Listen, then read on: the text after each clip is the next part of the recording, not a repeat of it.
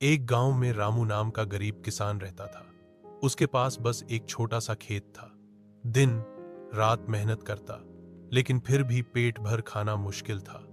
एक साल सूखा पड़ा, फसल बर्बाद हो गई। हार मानने के बजाय रामू ने दूसरे गांव जाकर मजदूरी की, पैसे बचाए और फिर से खेत में मेहनत शुरू की। धीरे धीरे उसकी मेहनत रंग लाई और एक दिन वो आत्मनिर्भर किसान बन गया। यहाँ एक भावनात्मक और प्रेरणादायक कहानी है, एक गरीब किसान की जो मेहनत, ईमानदारी और उम्मीद की मिसाल है। गरीब किसान की कहानी, असली दौलत। गांव के एक कोने में रामू नाम का एक गरीब किसान अपने छोटे से परिवार के साथ रहता था।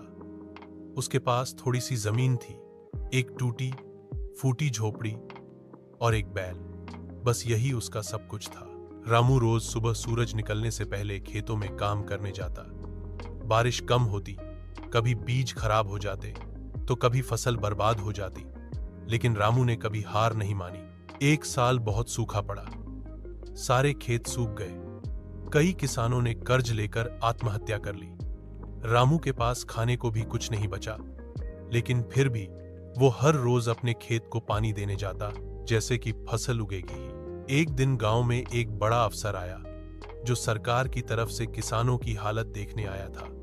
सब लोग उससे शिकायतें करने लगे। रामू चुपचाप खड़ा रहा। अफसर ने पूछा, तुम कुछ क्यों नहीं बोलते? रामू ने मुस्कुराते हुए कहा, धरती मां से शिकायत नहीं की जाती साहब, उसकी सेवा की जाती है।